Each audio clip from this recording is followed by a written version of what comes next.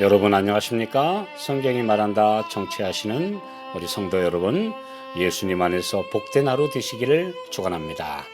오늘 계시록 연구는 계시록 1장 9번째로 예수님의 모습이라는 주제입니다.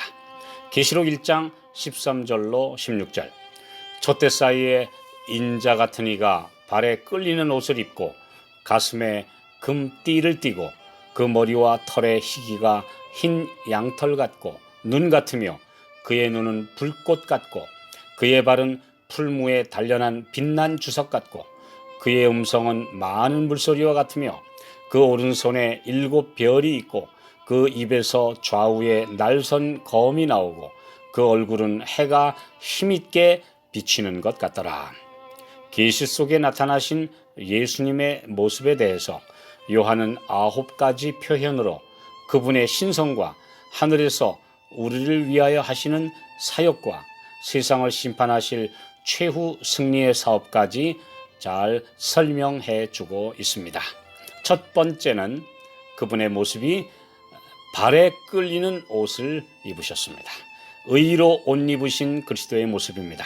대제사장의 옷은 레위기 16장 4절에 거룩한 옷이라 불렸는데 백성의 죄를 위해 중보하는 대제사장의 의복은 의의 옷이며 백성을 거룩하게 하시는 직분을 상징했습니다.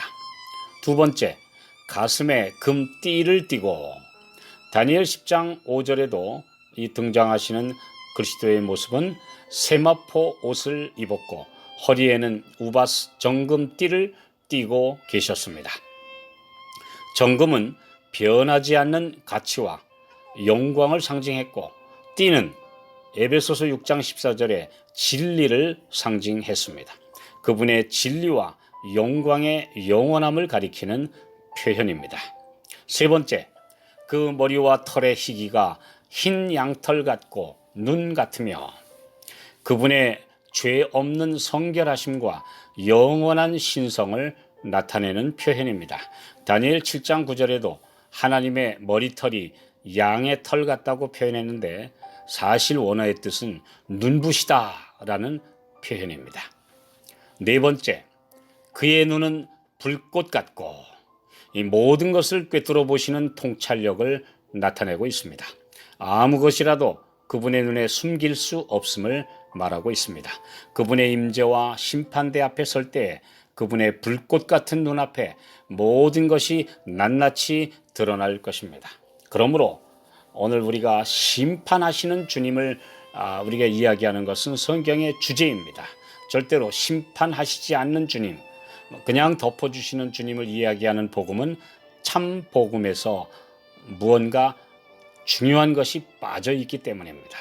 그러므로 우리 주님은 불꽃 같은 눈으로 우리의 모든 죄를 다 살피시며 회개한 죄인에 대하여 완전한 무죄 선고를 해 주시는 것입니다.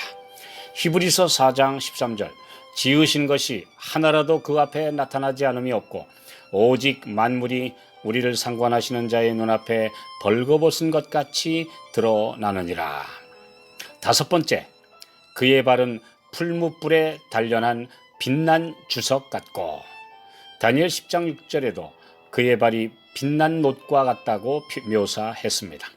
십자가에서 못 박히신 그분의 발은 이제 번쩍이는 빛난 발이 되어 그분의 원수들을 밟고 처단하실 것입니다. 시편 60편 12절, 우리가 하나님을 의지하고 용감히 행하리니 저는 우리의 대적을 밟으실 자심이로다. 마태복음 22장 44절, 주께서 내 주께 이르시되 내가 네 원수를 네 발 아래 둘 때까지 내 우편에 앉았으라 하셨도다. 여호수아 10장 24절 25절에 보면 적군의 왕들의 목을 발로 밟는 것은 철저한 정복을 상징하는 행위였는데 이같이 그분께서는 사탄과 악인들을 정복하시고 대쟁투의 최종 승리를 이루신다는 표현입니다. 여섯 번째, 많은 물소리와 같은 음성. 에스겔 43장 2절, 하나님의 음성이 많은 물소리 같고 시편 29편 3절, 여호와의 소리가 물 위에 있도다.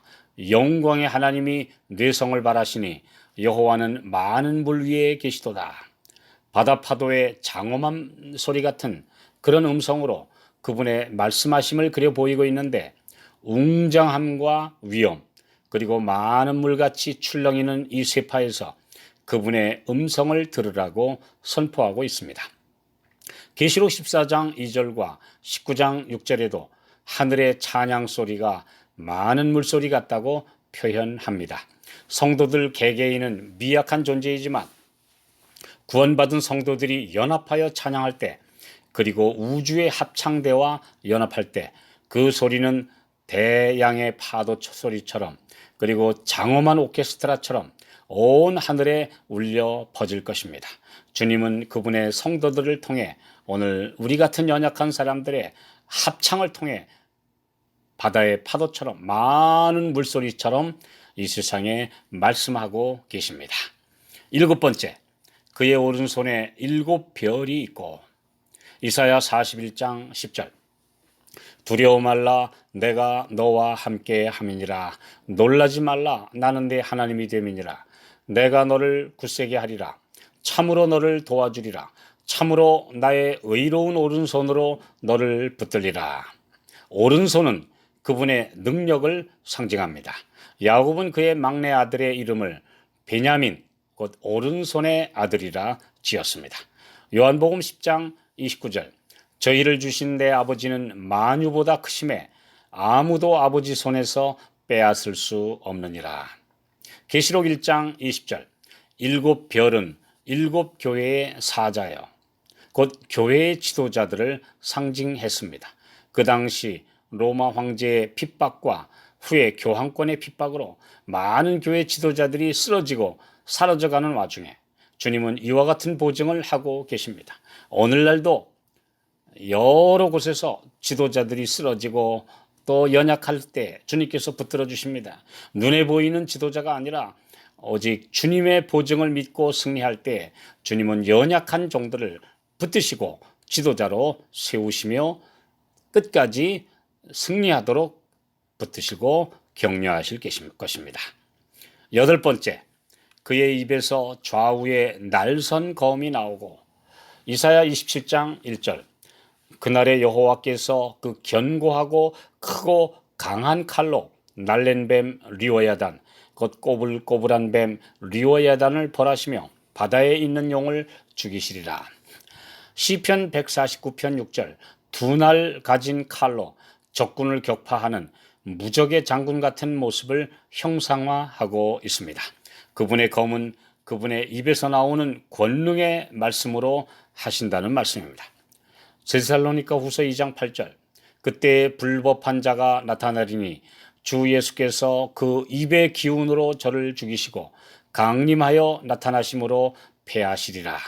마지막 용과의 싸움을 승리로 이끄시는 승리자를 믿고 따르도록, 그리고 그분의 능력의 말씀을 꼭 신뢰하도록 격려하고 있습니다. 마지막 9번째 예수님의 모습. 그 얼굴은 해가 힘있게 비치는 것 같더라. 모든 생명과 빛의 근원이신 분을 가리키고 있습니다. 마태복음 17장 2절에 변화산에서 그 얼굴이 해같이 빛나신 예수님을 세 제자가 보았는데 요한이 바로 그 중에 있었습니다. 그는 이렇게 위대하신 주님의 모습을 본 것입니다. 우리도 믿음으로, 그리고 이 말씀을 통해서 그분의 영광을 바라볼 수 있습니다. 그분의 영광을 바라볼 때 이 세상의 모든 것들은 아무것도 아닌 정말 초계 같은 것임을 다시 한번 깨닫게 될 것이며, 주님의 영광 앞에 우리 모두가 참여하게 될 것입니다.